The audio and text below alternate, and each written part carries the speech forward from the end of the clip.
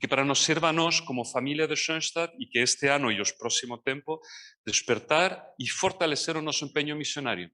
Estamos envolvidos em muitos projetos, nas diferentes famílias, nas diferentes dioceses, e queremos tomar mais consciência que a nossa marca é a marca de Maria, que é essa marca missionária, que é a marca dos vínculos, que é a marca do profeta, que quer ir ao encontro. E isso que nós vamos trabalhar no dia de hoje. Bem, esta é a perspectiva de onde vimos o que queremos fazer acontecer este ano. E, então, se consigo fazer avançar a apresentação. Marcos? Muito bem. Então, eu vou convidar o nosso convidado, é o nosso seminarista, o futuro padre, se Deus quiser, Bernardo, que eu pedi que nos introduzesse neste tema, nos fizesse uma motivação sobre precisamente o que significa hoje Porta da Europa. Bernardo.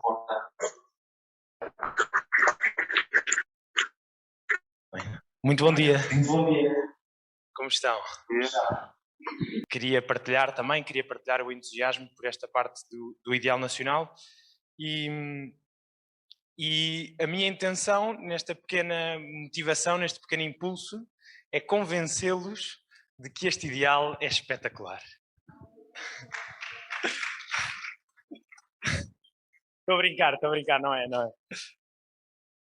No fundo, a minha intenção é só fazer uma pequena reflexão sobre o ideal, porque eu acho que nós em Schoenstatt trabalhamos muito o tema do ideal.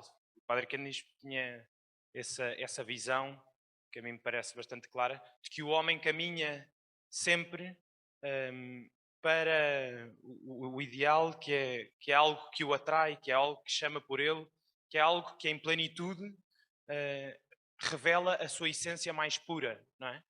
E depois também, na verdade, há sempre uma tensão entre aquilo que nós somos verdadeiramente, aquilo que é a nossa realidade, e aquilo que é o nosso ideal. E eu acho que é uma tensão com a qual temos que aprender a viver, mas também é algo com o qual também o ideal, no fundo, temos que aprender a ir nos encaixando. E o ideal pessoal, se o ideal pessoal é um desafio, encaixar-me no meu ideal pessoal, descobrir o meu ideal pessoal, eu acho que descobrir um ideal nacional é um desafio ainda maior, porque somos muitos, somos diferentes, somos de vários lugares, e eu acho que isso é sempre um desafio, encaixar-nos num ideal, mas esse é o objetivo e esse é o que eu gostaria de motivar hoje. Só explicar que Porta da Europa tem uma raiz histórica que vem, no fundo, de uma palavra do Padre Kentenich, do 31 de maio, que um grupo de jovens chilenos tomou como lema da sua missão cá em Portugal. Eles vieram para Lisboa e vinham com este lema de ser Porta da Europa, porque descobriram num texto que o Padre Kentenich tinha dito em algum momento que Portugal e Espanha estavam chamados a ser a Porta da Europa pelo seu ser orgânico, latino, que iam ser capazes, se calhar, de trazer as correntes da América Latina para a Europa. Mas, antes de começar, assim, com mais profundidade, queria só fazer a pergunta de o que é que cada um vê no ideal Porta da Europa, como é que cada um se encaixa em Porta da Europa, ou o que é que cada um sente naquilo que é a Porta da Europa. Então recebemos aqui alguns vídeos.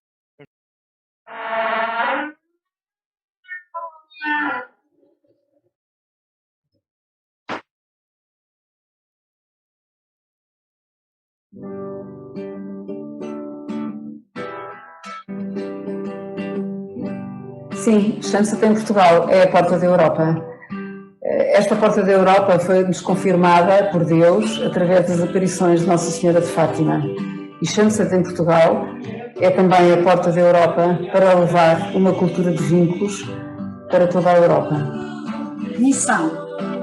No Porta facilita a comunicação. Por ela podemos entrar e sair e conhecer os outros.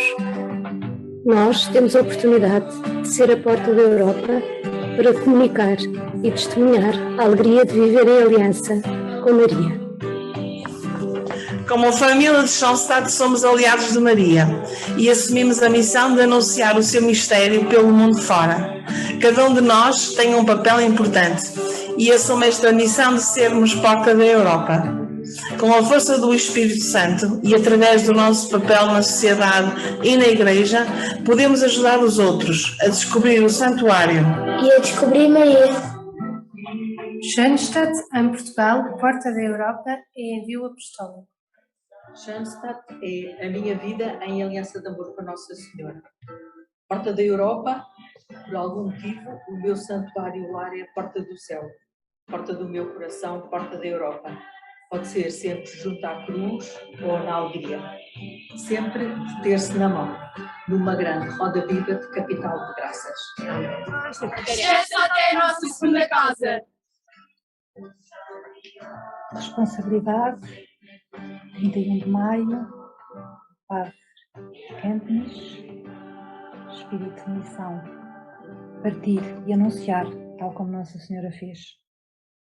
Maria, luz de esperança, Maria, tu és fogo de amor. Maria, luz de esperança, ilumina o meu coração. Maria, guia a nossa missão.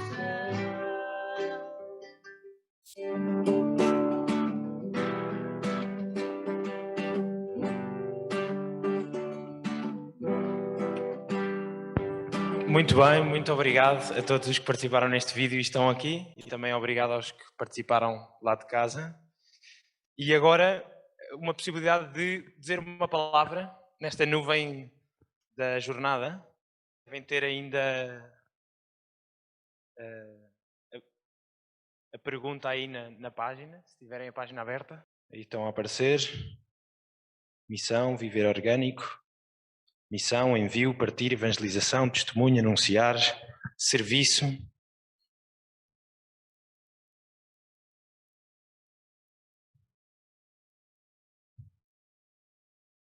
Responsabilidade, testemunho alegre, retorno. Vínculos, partir, envio.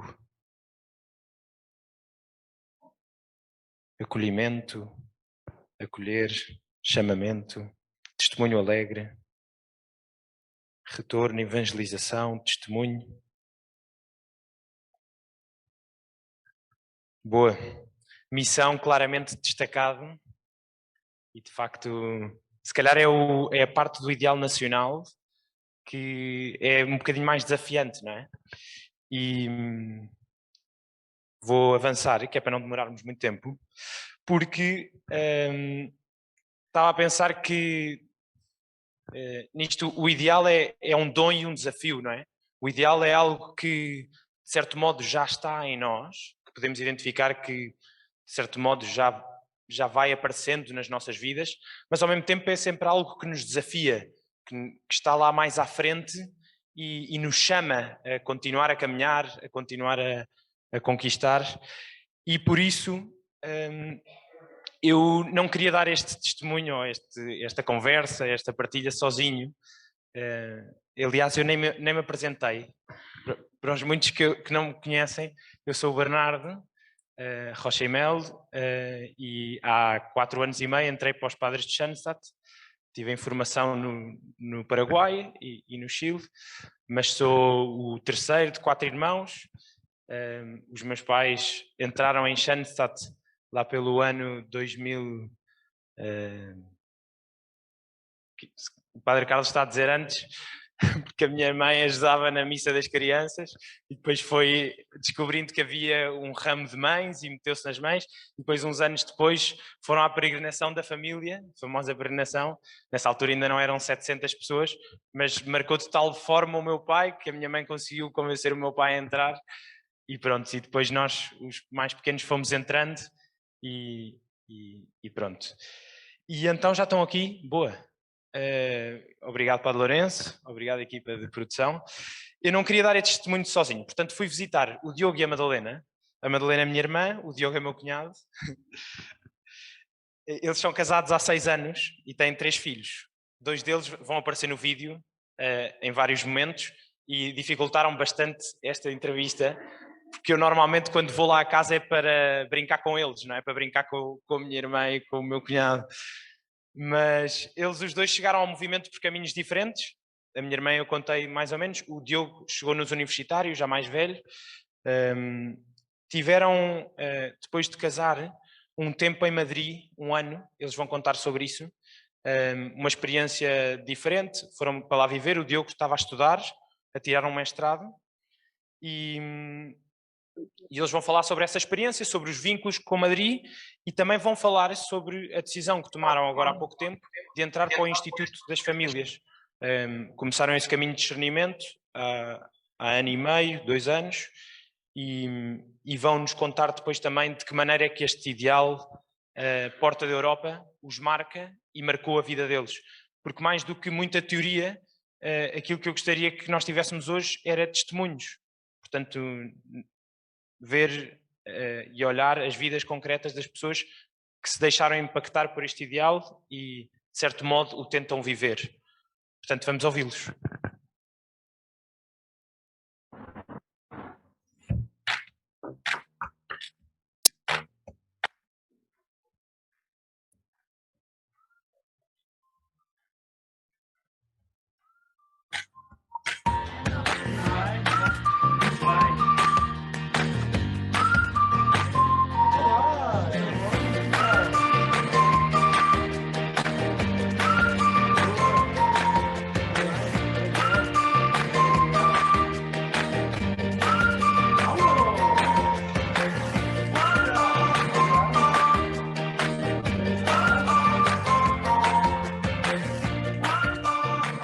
Madrid foi uma altura gira da nossa vida, um desafio que nos surgiu por motivos académicos, mas que era há muito tempo querido por nós.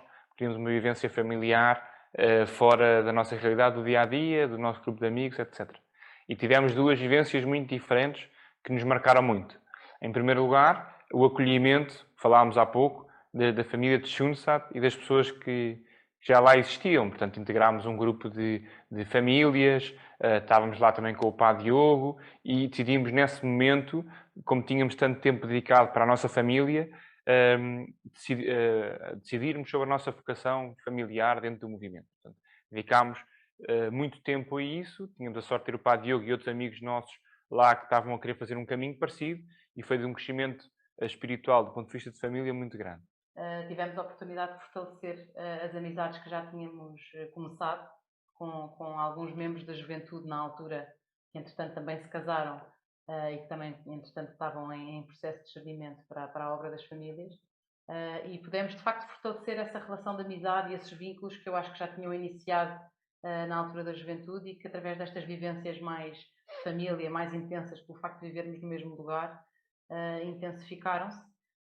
E a verdade é que nós, pela experiência toda que vivemos também, e que já falámos de ser porta também num ambiente diferente daquele que nós estávamos habituados, fora da nossa zona de conforto, também fez parte, a par de muitas outras razões, mas integrou também uma das razões pela qual nós optámos pelo Instituto como a nossa vocação, porque o Instituto das Famílias tem de facto uma missão internacional e é composto por cursos e grupos no fundo compostos por pessoas de vários países diferentes, e chamou-nos a atenção essa missão que vai além fronteiras e que abre muitas portas para além daquelas que são as que se calhar nós estamos mais confortáveis a abrir aqui na nossa bolha de Lisboa e de Portugal.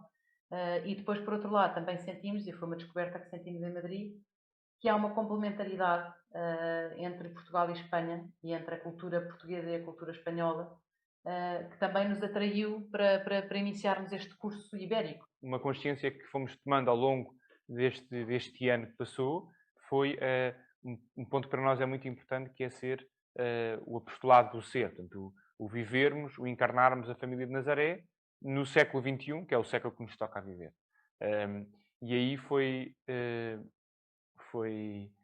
bonito a maneira como nós convivemos com uma outra realidade, não aquela de Schoenstatt, mas com os nossos amigos internacionais, de realidades diferentes, de backgrounds familiares diferentes e de maneiras de ver a família de uma forma muito diferente. Quase nenhum tinha filhos, ou praticamente ninguém tinha filhos.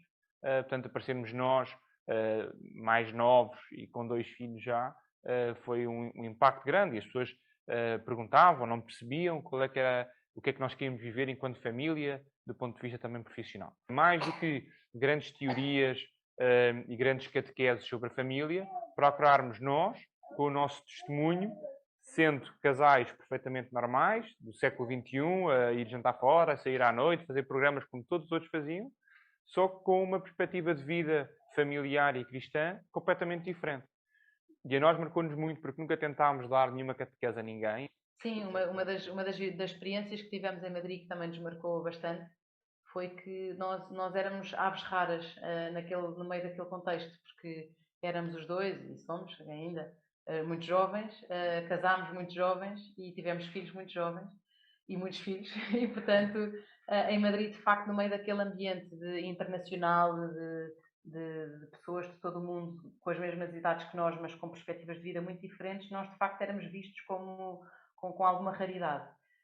Mas sentimos que ao mesmo tempo que os nossos filhos eram vistos como elementos estranhos ali à comunidade, eram também acolhidos com imensa alegria e com imensa ternura, e sentimos que através dos filhos nos foram também abertas muitas portas, porque todos de facto ganharam também esse vínculo aos nossos filhos, viram-nos crescer durante um ano, e uma criança e um bebê são sempre também motivo de muita alegria e de boa disposição, e portanto sentimos que através deles também nos foi possível aceder a muitos outros lugares, a muitas outras pessoas, porque desbloqueavam conversas, porque as pessoas se interessavam, porque queriam saber, porque eram curiosas, e porque os próprios miúdos também muitas vezes descomplicam muitas coisas que nós temos tendência a complicar, e que vistos aos olhos das crianças são sempre mais simples.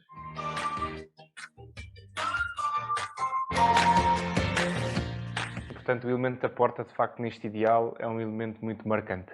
Porque, de facto, a porta permite entrar em lugares onde muitas vezes estão fechados, não é? Portanto, o facto de, enquanto famílias, agora pensando na nossa vocação em concreto, enquanto famílias sermos famílias vivas, portanto, portas vivas, famílias que abrem outras portas, que abrem portas do coração de outras pessoas, marca muito e é assim que se muda também o mundo, não é?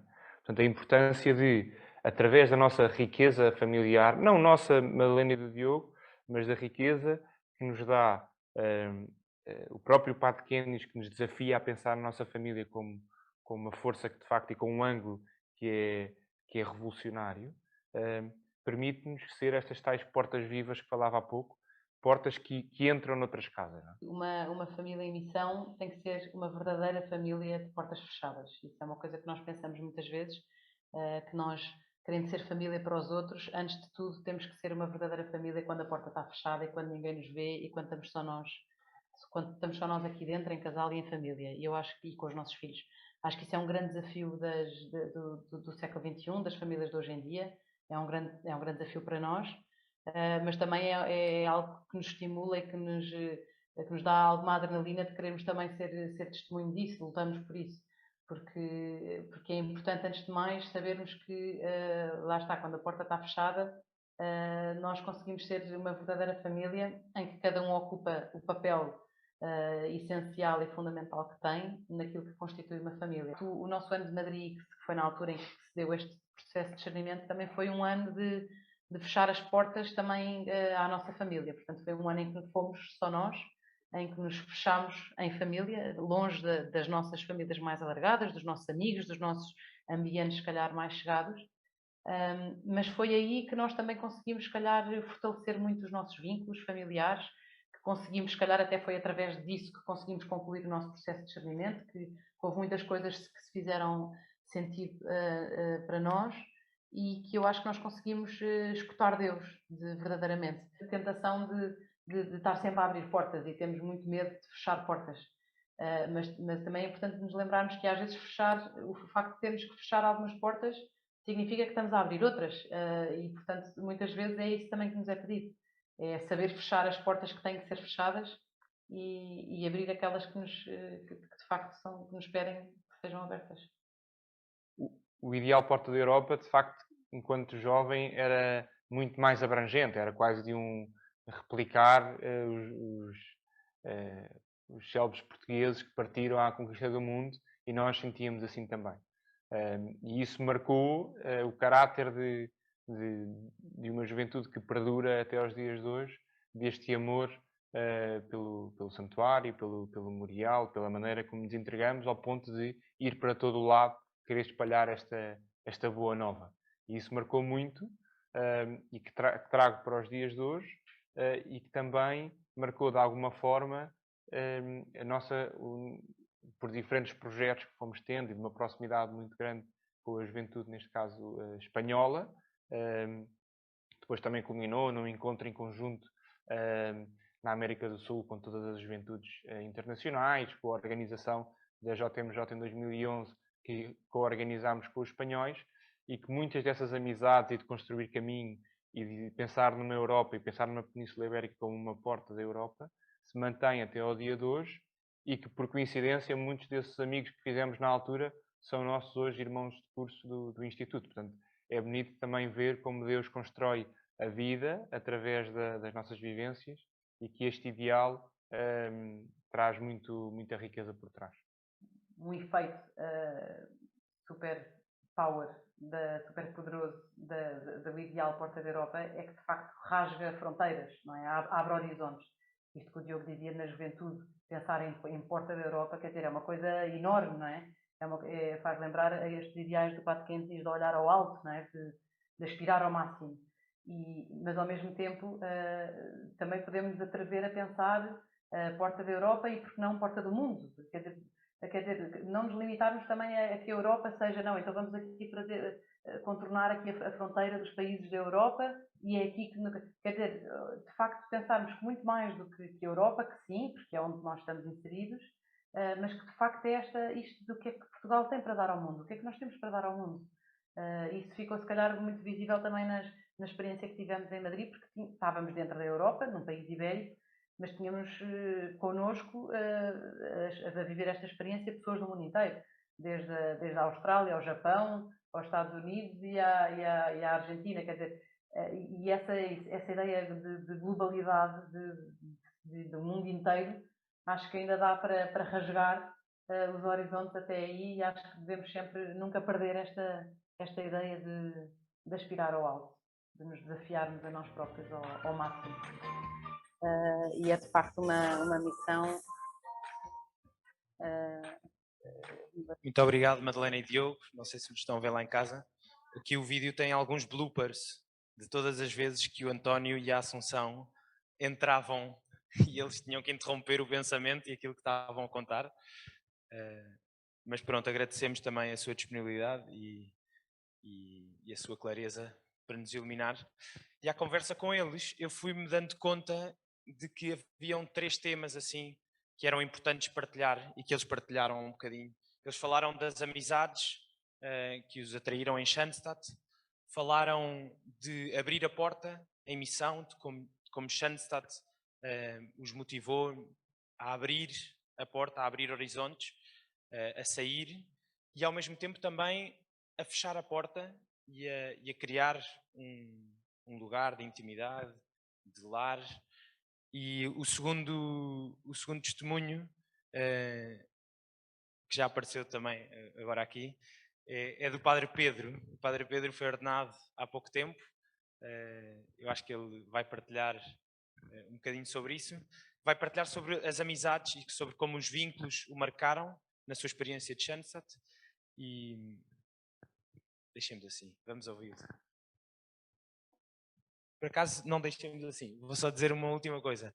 Que ele vai partilhar sobre o Padre Tiago e sobre o Christian Abud. O Christian Abud é um irmão dele de curso, que já partiu para o céu. partiu ainda como seminarista, e ele também vai dar a experiência, no fundo, o testemunho da amizade com ele e da amizade neste momento, não é? Depois de passar a porta da morte.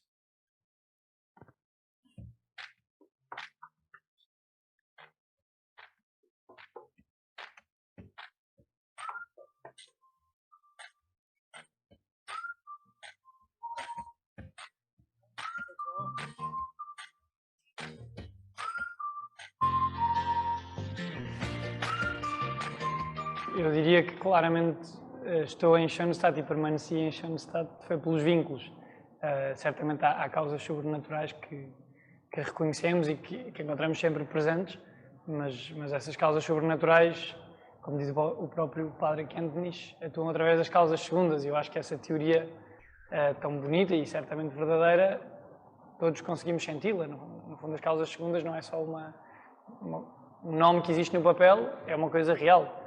E para mim, as causas segundas foram os padres, foram as pessoas do meu grupo, e muito particularmente, já que referiste, e porque também tiveram presentes na ordenação, foi este grupo meio maluco dos Porta que vieram para cá, e que muitos de nós conhecemos, se calhar conhecemos de maneira mais direta, se for, no meu caso, acho que no meu também, foram dirigentes de grupos, dirigentes de cruzados, dirigentes de pioneiros, estavam dedicados a 100% à juventude, mas eu acho que era uma dedicação que não era, se calhar, na cabeça deles, se calhar era totalmente apostólica, no fundo de ajudar o ramo a crescer, mas era sobretudo não sei, era uma missão de ser amigo, de vincular-se a tanta gente que ficou amiga deles, e eles ficaram amigos de tantos portugueses, e que se calhar muita gente das quais foram amigas e que nessa altura estavam muito metidas em Schoenstatt, depois se calhar já não está em Schoenstatt.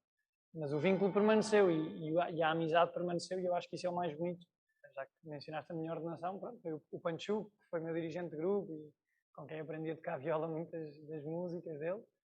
Afinal veio, e se calhar o Panchu hoje está num caminho muito diferente de vida, mas o vínculo permanece e ele encontrou tanta gente querida aqui e continua não sei, a mexer, acho eu, e espero eu, no coração dele, a encontrar tanta gente aqui. Mas continua até hoje. O Padre Tiago, eu lembro-me quando uma outra vez fomos este Natal Porta, tínhamos um churrasco com eles, ele saía lá sempre muito contente e dizia, para mim os Portas são o sinal de que Schoenstatt funciona, que este caminho dos vínculos funciona, porque nós olhamos para eles e continuam a ser amigos, e é uma amizade que se calhar está muito mais fundamentada em Deus, mesmo que os caminhos tenham ido por sítios diferentes, mas vê-se que o fundamento é muito forte. Eu lembro-me sempre dessa frase do Padre Tiago, que era dizer, os Portas são o testemunho que Schoenstatt funciona. Schoenstatt está bem feito. Os vínculos funcionam.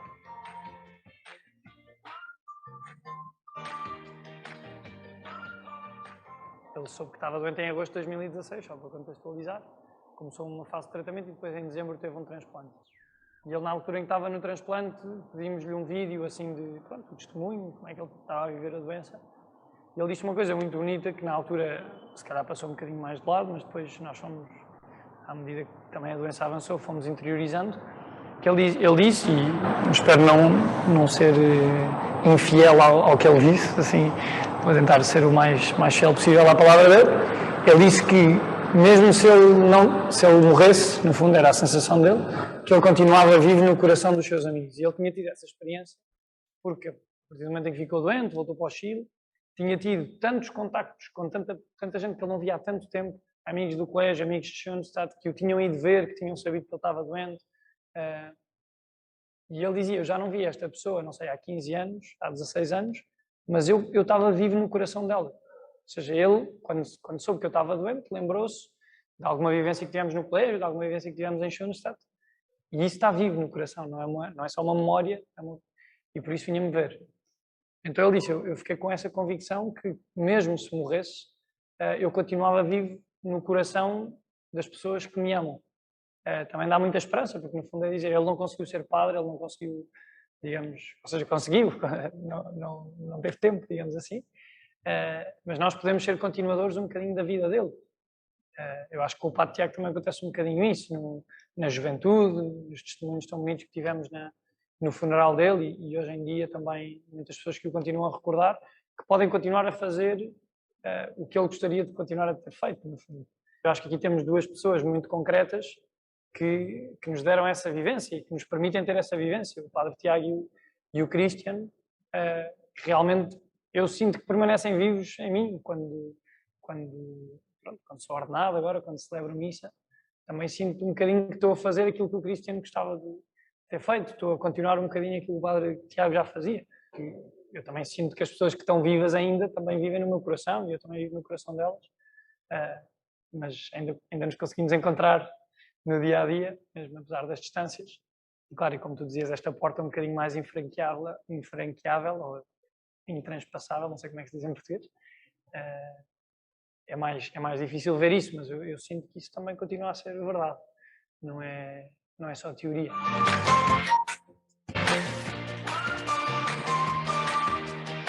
Obrigado, Pedro, pelo teu testemunho e também pelo forte que é isto, não é? Que as portas ligam espaços e eu acho que a porta do coração, em Schoenstatt, nós temos este mistério de que de facto é o vínculo, é o amor um pelo outro que nos liga mais profundamente e de facto a porta evoca esta imagem, não é?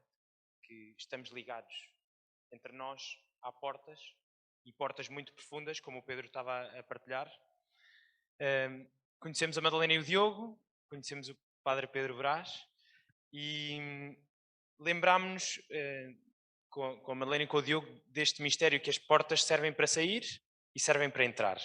Então primeiro vamos aprofundar esse fenómeno de entrar com um casal que é a Ana e o Vasco. A Ana e o Vasco estão em Schoenstatt também mais ou menos há 20 anos e têm 4 filhos. As 2 mais velhas já estão casadas, têm netos e eles, para além de terem acolhido os Porta da Europa, estes missionários chilenos que vieram no ano 2005, 2004, fazer missão cá em Lisboa, eles acolheram-nos em sua casa. Portanto, eles vão falar-nos do seu lar, o lar que abriu a porta para os chilenos aprenderem português cá em Lisboa, mas depois também vão falar de um lar que estão a criar fora de sua casa, que é o projeto da saúde estrutural, que é um projeto de consultas. O Vasco é osteopata, o terceiro filho do Vasco também é osteopata e começaram este projeto da clínica e pronto, e vão-nos contar um bocadinho disso.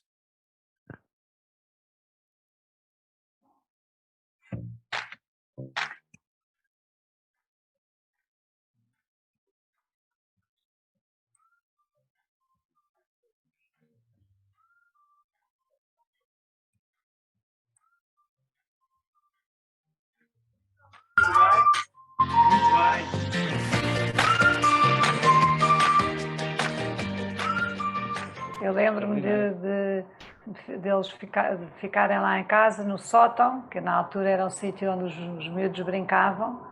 Já não brincavam muito, estavam naquela idade dos mais novos, dos 14, 12, andavam por aí. Pronto, e de fazer com todo o gosto, preparar ali para que ele tivesse o mais possível de privacidade. Depois, muitas vezes, quando percebia que iam chegar tarde, deixava sempre qualquer coisa para poderem comer, às vezes deixavam um chocolatinho em cima da cama, quer dizer, aqueles mimos de mãe, que acho que às tantas até é mais enriquecedor para quem os faz do que propriamente para quem os recebe. Mas foram momentos muito alegres e acho que foi uma grande mexida aqui no Restelo. Esta rapaziada que vem de longe, vem fazer aqui, que coragem, mas ao mesmo tempo que inveja, nós sentimos até uma certa inveja. Que liberdade, sim. Que liberdade que estes tipos têm de vir para aqui, trajados de uma maneira que a gente não está habituada, com ponchos e com bigodes, que nós percebíamos perfeitamente que rompiam com os nossos filhos, rompiam muitas vezes com as nossas ideias, com os nossos politicamente correto, muito engomadinhos, e foi de facto extraordinário também tivemos o privilégio de os receber. E em termos de experiência de casal foi espetacular, de casa, não é? Os nossos filhos empolgados, os nossos filhos completamente motivados, com os olhos muito abertos, com os ouvidos à escuta, a ver o que é que se passava, que novidade era esta, que força era esta, e isso para nós foi uma experiência extraordinária, mesmo em termos da concepção do nosso lar, deste lado que estamos a falar.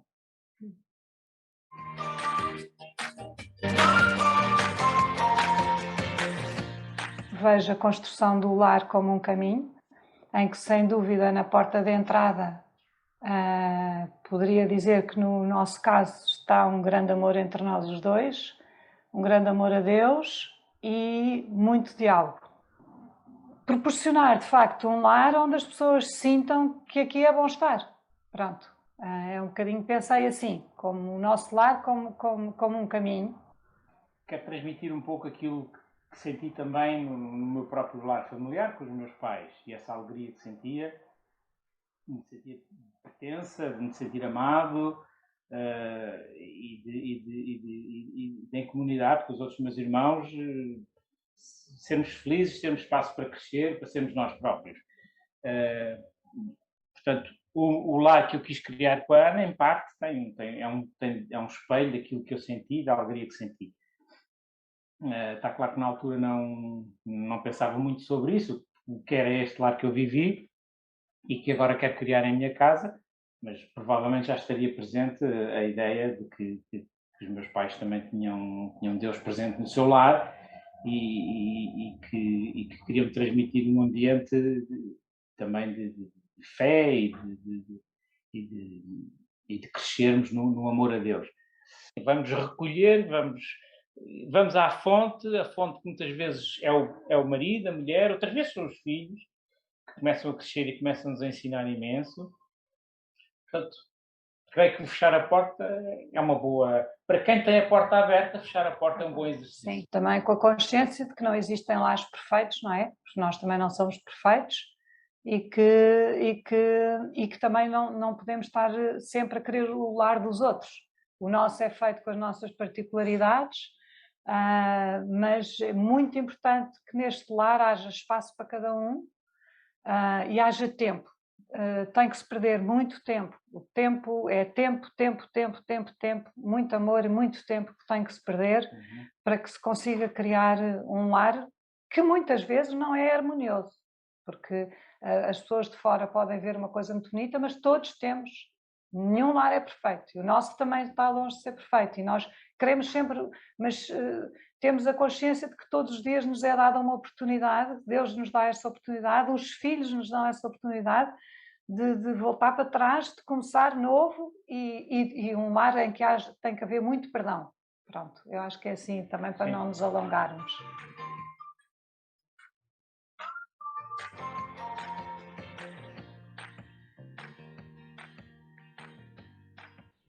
A primeira ideia surgiu quando o Luís, meu filho, decidiu que ia para a osteopatia. Ia seguir o curso que eu tirei e as pisadas que eu fiz. E eu pensei, bom, vou ter que arranjar um sítio onde ele possa, quando vier, crescer como osteopata e não quero que ele vá para uma casa alheia,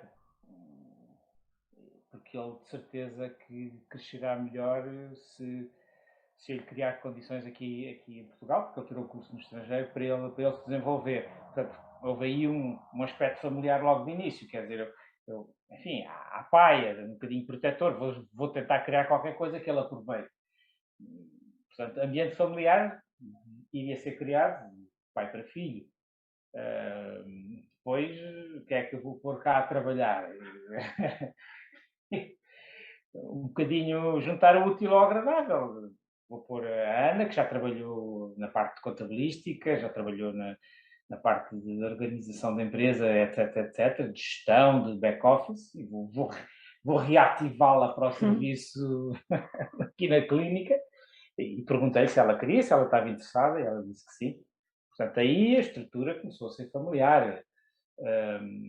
E não sei, Ana, queres dizer qualquer coisa? Sim, Só falo eu. depois, entretanto, também as coisas, isto foi crescendo, e as pessoas que foram entrando para cá eram sempre conhecidas de conhecidos, portanto, bons profissionais. Nós quisemos contratar pessoas que nós sabíamos, o Vasco teve muito essa vontade de contratar pessoas que ele conhecia de outros sítios e que sentiam que eram bons profissionais e que eram pessoas que se enquadrariam nesta nossa vivência, vamos lá. Pronto, e o que eu acho que nós temos, eu lido muito com esses técnicos, pronto, o Vasco está sempre muito mais em consultas, sou eu basicamente que lido com o pessoal, e de facto aquilo que a ideia do Vasco foi ter um espaço onde as pessoas que cá trabalhassem pudessem, embora não ser donas, sentir-se como donas, onde tivessem toda a liberdade para crescer, para inovar, para trazer coisas novas, e eu dizia sempre que tinha vontade que neste espaço houvesse um ambiente diferente daquele que normalmente há no mundo do trabalho, em que é um ambiente em que as pessoas têm que pensar só em números, em que não podem fazer nada mais do que aquilo que é suposto fazerem porque foram contratadas para aquilo. Não, nós aqui quisemos exatamente que as pessoas se sentissem também, outra vez, é bom aqui estar. E, portanto, estamos muito atentos sempre àquilo que se passa, àquilo que eles querem fazer, e é impossível não estar também atento àquilo que se passa na vida de cada um deles. Obrigado, Ana e Vasco, por me acolherem na saúde estrutural. Fizemos publicidade grátis, se forem em Lisboa. Estou a brincar. Falámos sobre vínculos, falámos sobre entrar pela porta, acolher, e faltava-nos o último impulso, que se calhar era a palavra que estava mais evidente ali na nuvem de palavras, que é o tema da missão. E eu acho que em missão está o tema de sair, não é? Abrir a porta, sair, ir ao encontro, ir partilhar. E para nos dar o seu testemunho, pedimos ao Duarte Ricciardi, que também é casado, tem 2 filhos, um recém-nascido, o Álvaro. Não vão aparecer no vídeo, estavam mais comedidos. Mas a Catarina sim, é a sua esposa. E o Duarte é gestor e agora, neste tempo, até 2023, foi designado para estar ao serviço da Jornada Mundial da Juventude. Portanto, ele vai nos contar um bocadinho sobre isso, sobre a experiência de organizar a Jornada Mundial da Juventude cá em Portugal, em Lisboa. E também eu acho que nos vai desafiar a sermos porta da Europa neste contexto, e como ele também está a viver esse ideal de forma também muito concreta neste tempo e neste momento que lhe toca viver. Vamos ouvi-lo.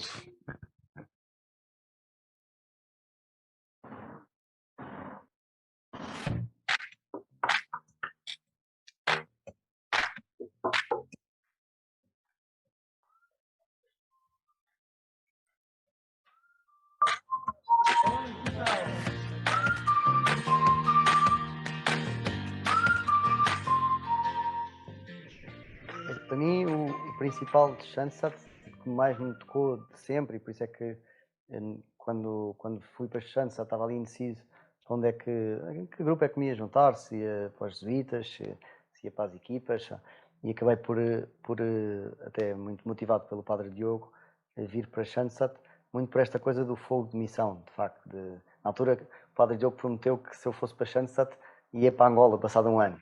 Depois não aconteceu, mas entrei muito com essa motivação e foi sempre muito o que se vive muito na juventude, do fogo de missão, pronto, tudo o que o movimento, sabe, as coisas mais radicais dos jovens, de acordar às 6 da manhã para ir à missa de manhã e depois ser testemunho na sociedade, e sempre foram coisas que me tocaram muito e que me fizeram muito sentido, as missões, a missão país, pronto, mais essa interação com a sociedade e com as pessoas, mais essa vertente que sempre me cativou. Também depois o entusiasmo daqueles que já lá estavam, e sobretudo dos chilenos. No nosso caso fomos muito impactados pelos primeiros chilenos que vieram e que formaram os primeiros grupos. O meu grupo foi um deles. E tu agora estavas a comentar.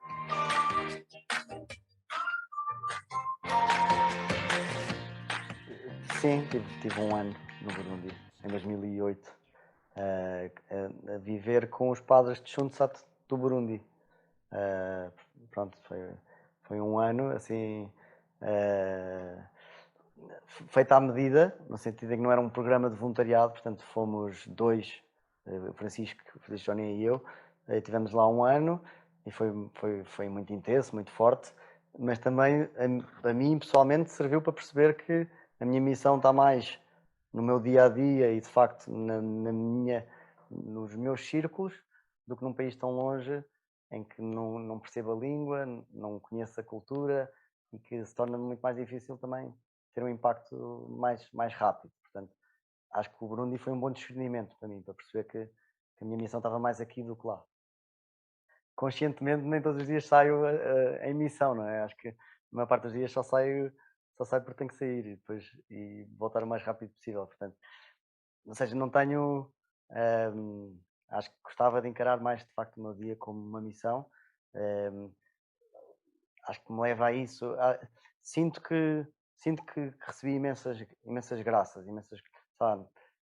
Tive a vida muito facilitada em relação a muitas pessoas e, portanto, acho que é muito importante poder dar de volta e poder, pronto, criar mais justiça, falando assim, à minha volta.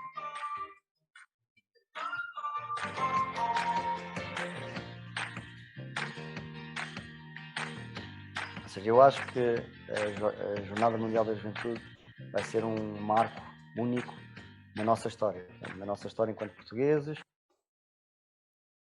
enquanto católicos, portugueses e enquanto junto-santianos também. Ou seja, acho que vai ser um momento especialmente forte, especialmente intenso.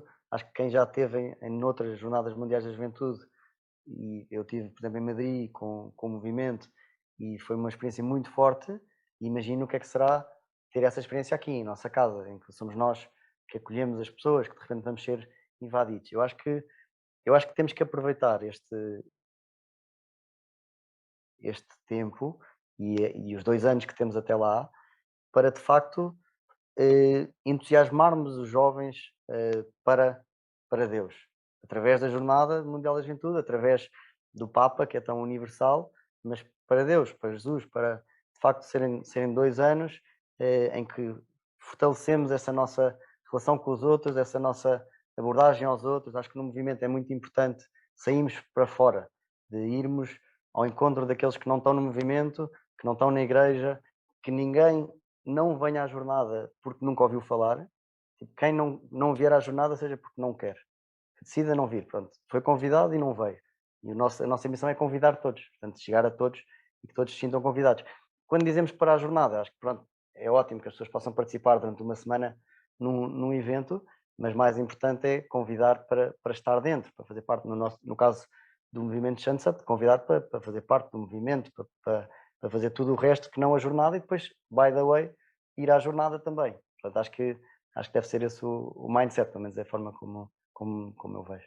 Sim, eu acho que o que funcionou muito bem em Shunsat para mim, e funcionou, e muito o exemplo dos Porta da Europa, é o entusiasmo pelo entusiasmo dos outros. Ou seja, se nós estivermos entusiasmados com a jornada, as pessoas que estão à nossa volta vão sentir esse entusiasmo e vão juntar-se também. Portanto, eu acho que o primeiro trabalho a fazer, apesar de eu ter dito que temos que sair para fora, acho que o primeiro trabalho é entusiasmar-nos nós próprios com a jornada, é o movimento, entusiasmar-se com o caminho que vai fazer daqui até 2023. E acho que isso naturalmente vai atrair outras pessoas. Acho que foi isso que nós vimos nos Porta da Europa que vieram, que eram 3 ou 4 chilenos,